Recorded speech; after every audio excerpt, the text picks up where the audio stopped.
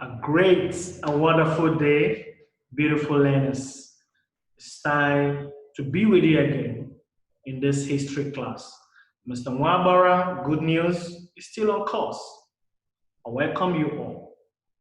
How are you doing? Glad you're doing well. For some time now, we've been discussing so much about kingdoms, about dynasties. We discussed about the Kanem Bono Empire, the rise and fall of the Kanem Bono Empire. Then we are talking about the Yoruba Empire. Remember the last time we talked about the Yoruba Empire in the 19th century? How the Oyo Empire rose and how it eventually collapsed. As the Yoruba Empire, as the Oyo Empire collapsed, what are the fallouts? What are the happenings? We're going to see what actually happened as a result of that today. In this discourse, we're going to be looking at the civil wars in Yorubaland. The civil wars that came up as a result of the fall of the Oyo Empire. This civil war, as we're going to see today, concentrated so much on the main empires, like the Ba, the Badon, see the Jebus, and so on and so forth. Still talking about the great kingdom of Yoruba, the Oduduwa people.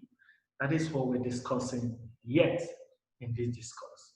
The civil war that came to affect the Yoruba dynasty so much. What were the causes of those wars? What were the effects? We're going to discuss in this series. What were the implements that were used to fight the war? The enormity of the war. We're going to see in this discourse. So by the end of this lesson, we're going to share the following learning objectives. Recounting the issues that emanated as a result of the fall of the Oyo Empire, like we mentioned. You would also point out the various sub-ethnic groups that were involved in the Yoruba civil wars. And we relate the scope, nature, the causes, and the effects of the wars, among others. This is the part one of this series. We'll see talk about this more, especially looking at specific wars in our next class. The Yoruba people did not see themselves as belonging to one group, people that have common destiny, not at all. Rather, they saw themselves as belonging to some ethnic groups, which were, among many others, the Akoko, the Egba, the Egbados, the Kitis, the Ijebus, the Jeshas, the Ondos, the Awas, and the Oyos. Now, in spite of the acceptance of all that they descended from Oduduwa, that all of them claim their dynasty, they are descended from Ile-Ife, and despite the fact that they all understand each other's dialect, loyalty to those existing sub-ethnic groups was very strong. So remember the last time we mentioned people like the Ogbomoshoks and others, they didn't believe that they were from Oduduwa. The Oyo and Ile-Ife rulers had always tried to make peace. They've always tried to step in to resolve issues, and they were willing to support any negotiated settlement in times of conflict. However, we saw that in most of the 19th century, the Yorubas were plunged into war with each other. So we're going to be looking in this topic, in this Yoruba civil war in the 19th century, the nature of the wars, the causes of the wars, and the results of the wars. Now, let's start with the nature of the wars. We can see that the wars lasted about 28 years, but these 28 years were interspersed with moments of respite and peace. They were not like war went on unabatedly. There were interruptions along the line.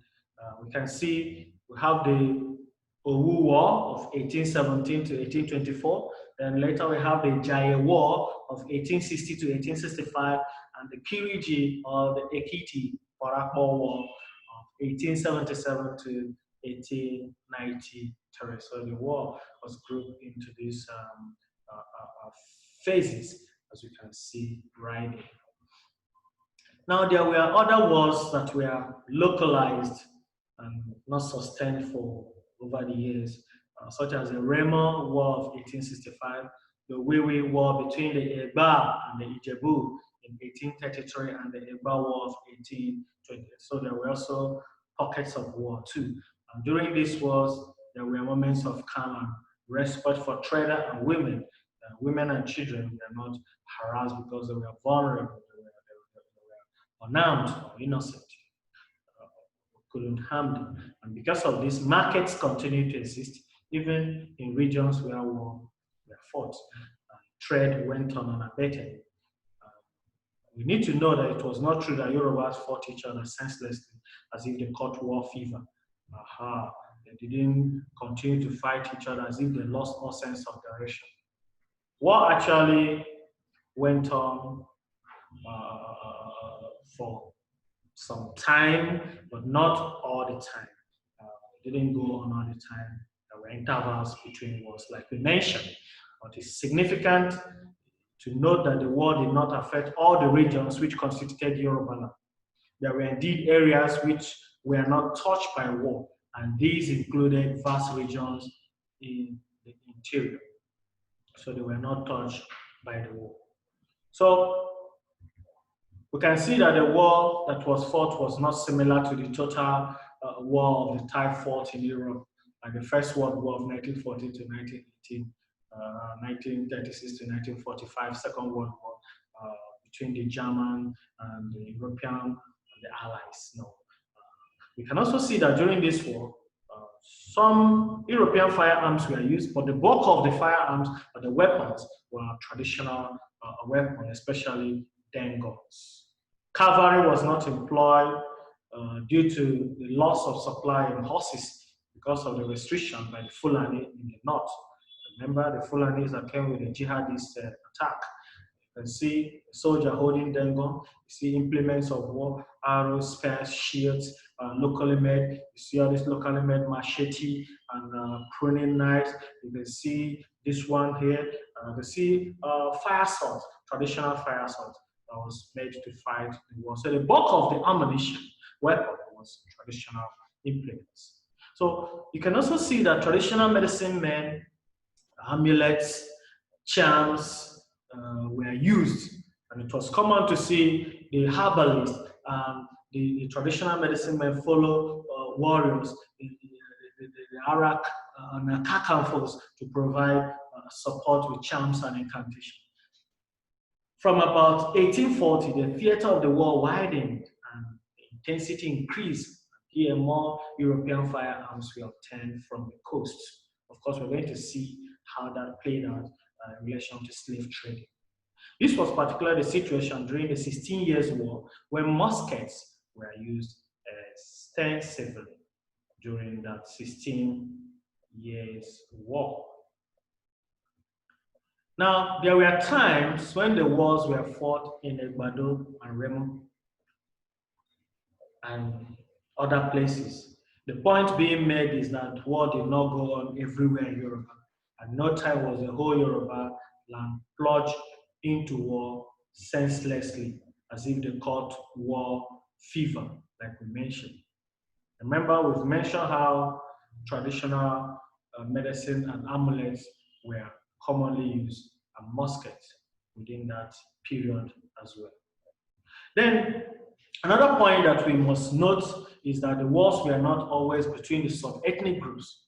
There were times when wars was fought between a coalition of sub-ethnic groups against one or another coalition. So in general, the wars involved people from outside and people from inside. It was not only people from inside, like the Dahomes fought war with the Igba, as you're going to see in this discourse. Now, the subject of the Dahomey Yoruba War is sometimes discussed under the Yoruba Wars of the 19th century, and in many ways there were common themes of what caused those wars. For example, the Igba entered into conflict with the Dahomey over control of Igbado land as a common territory they share.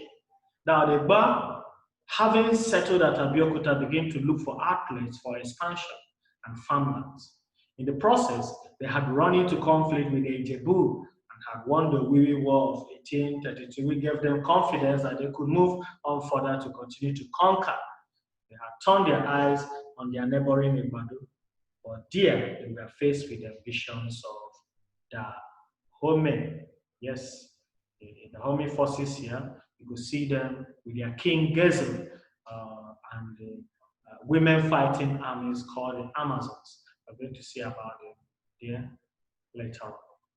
Now, the history of Dahomey in the early 19th century began with the assertion of independence by Dahomey from Oyo after the successful revolts between 1818 and 1822. So, Dahomey was formerly under the Oyo Empire because we saw that Oyo extended far, and when Oyo Empire was having crisis, these people exerted for independence and got it between 1818 and 1822. And after their independence, they still had issues. They still had problems.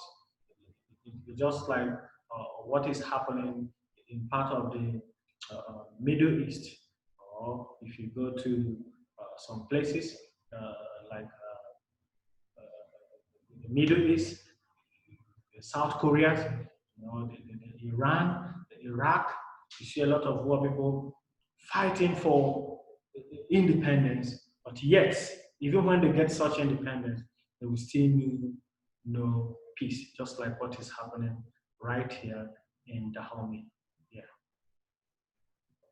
Now, the reason why they had no peace was because their king went into palm plantations because of the loss of the slave trade, the abolition of the slave trade. Because he wanted to look for ways of bettering the economy, he had turned his hand to plantation. And that was not going, was moving because of infertile soil and the economy was fragile.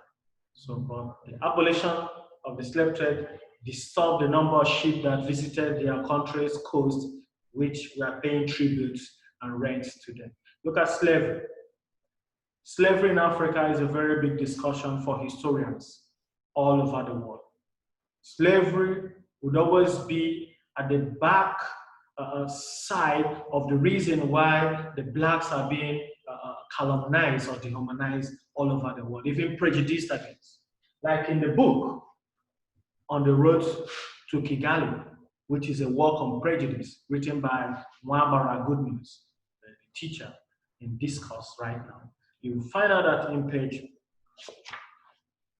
177 on the topic political prejudice, we can see that by 15th century, commerce had led to trade in human beings.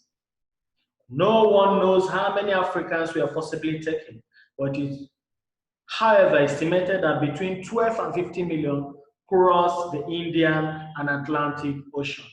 These people would later become slaves, laboring in mines, woodlands, plantations across Europe and America. So these people were people that were taken from the hinterlands, the Yoruba, the Igbo, the different ethnic groups that made up Africa across the Atlantic Ocean for slavery to continue on the road to Kigali.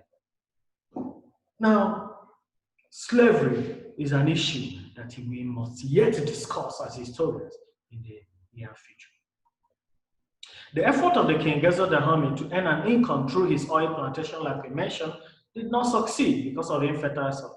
So in an attempt to revamp his country's economy, he turned towards the eastern frontiers of Ibadan, Ket, and Abeokuta.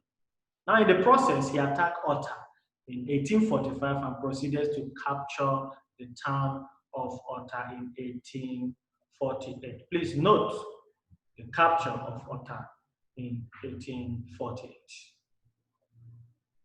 Gezo seized the opportunity provided in 1851 by the engagement of Ibadan in the wars against the Ijesha to attack Abeokuta, which had a weak defense. Just like what they say, when two brothers fight, enemies will come in to take control.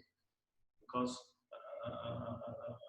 Abeokuta was weak in that respect due to Ibadan issues. Abeokuta was threatened by the powerful forces from the army, that is the Amazons.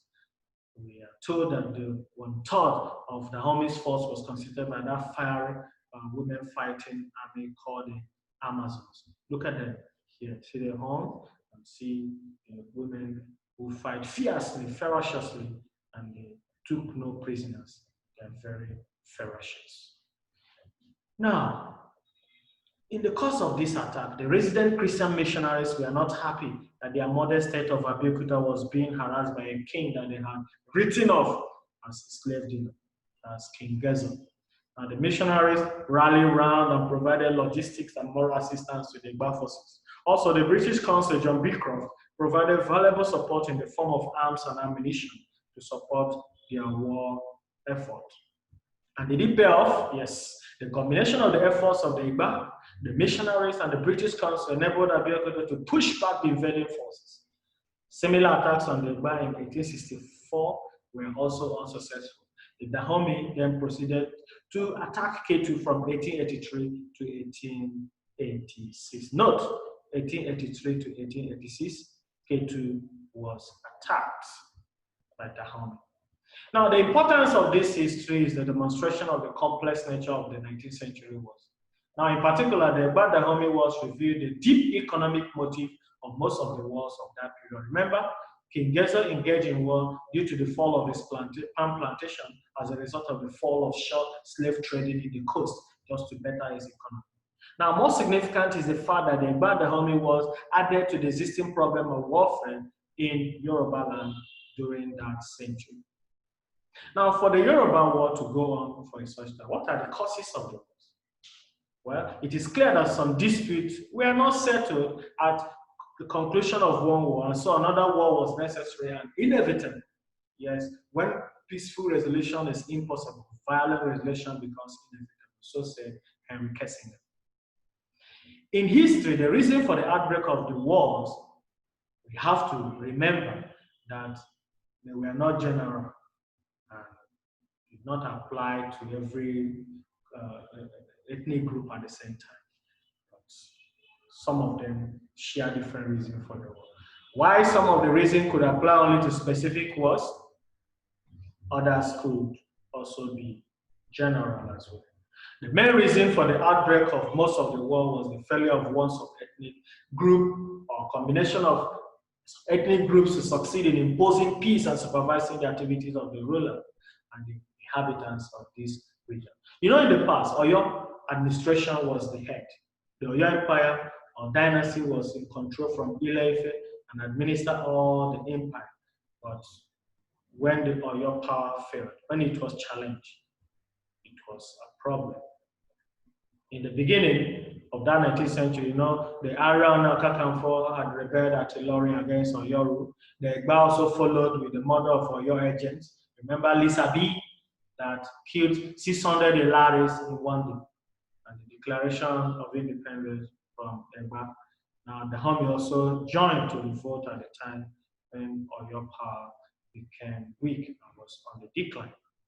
Now, the absence of the superintendence of a power such as the Oyo created that lacuna, that problem. So any sub-ethnic group can come up and attack another one because there was no fear of the big brother Oyo anymore. But there were other equally important reasons why war broke out apart from that.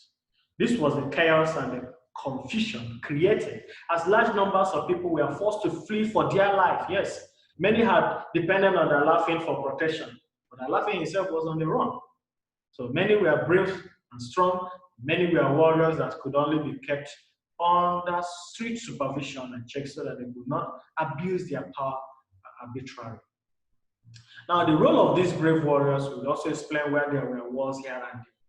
Many of them were in search of opportunity to practice their professional warfare, and many simply love adventure. They just want to experiment, and they needed new settlement, so they have to fight to obtain all these by force. To obtain guns for further wars of expansion or of adventure, they had to fight. So it became clear to the war leaders that more sources of revenue were needed. It was realized that slaves needed higher revenue than agriculture. So I've mentioned this issue when we pointed out the slavery issue, where guns were needed. So slaves had to be exchanged. So raids were conducted on weak neighbors, and they plundered them to produce war prisoners that they were then exchanging for guns and other European goods. So interestingly, we can see that it is not true that wars were fought to provide slaves. Rather, we must know that the slaves were obtained to provide guns and ammunition in large quantity to sustain the war effort. So in other words, the wars were political wars, and the slaves were a factor that was a means to an end. It was not an end in itself, but a means to an end in prosecuting the war effort. There were also economical reasons. Those along the coast who served as middlemen needed to survive. So they had to deal with the interior and made considerable profit from supplying things from there, since there were blockades and food supply chain was blocked. So the trade routes were not open, and those in the interior insisted that this trade route should be open, but no, it was blocked for some reasons we're going to see later on, because of supply of weapons. But there was a sporting weapon through Porto Novo and other parts, and other ethnic groups never loved that influence. Ibadan was wealthy. So guns were needed. Contacts with the trade on the coast also had to be made to ensure that these roads were kept open. Some of the Yorubas had to also fight wars to make sure these roads were kept open. Note, with the disappearance of the Yoruba Empire, there was a power lacuna, there was a vacuum which many of the ambitious states sought to fill. Now, that vacuum means that there were some empty space where there should have been one. No government. Yes, there was anarchy. When things fall apart, the center cannot hold, and anarchy is set upon the face of the earth. So said Wole Soyinka in his book. Yes. So this meant that they needed to seek to impose their rule on other states in the region. But this effort also led to resistance on many occasions and brought about new waves of war. Of course, because things have fallen apart because of the defunct Oyo Empire.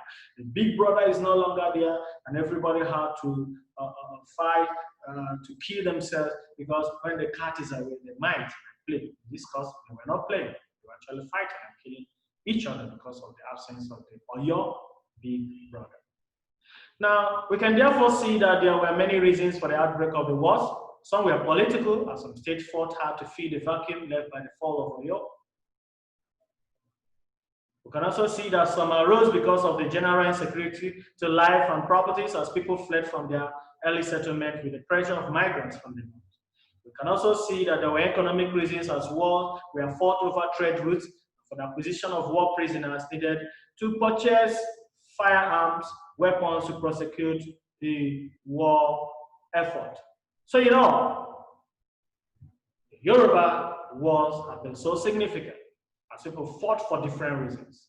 We can see that the war brought about a lot of revelation about the deep economic, political, and social issues of the war. We're going to continue to see about the war in our next discussion.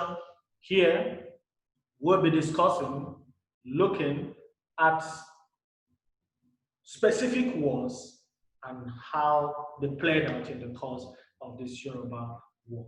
It's been a wonderful time. I want you to keeping safe. In the next class, we're going to continue the Yoruba Civil Wars in the 19th century, part 2. Love you all, remain blessed, and may God continue to guide and protect all of you.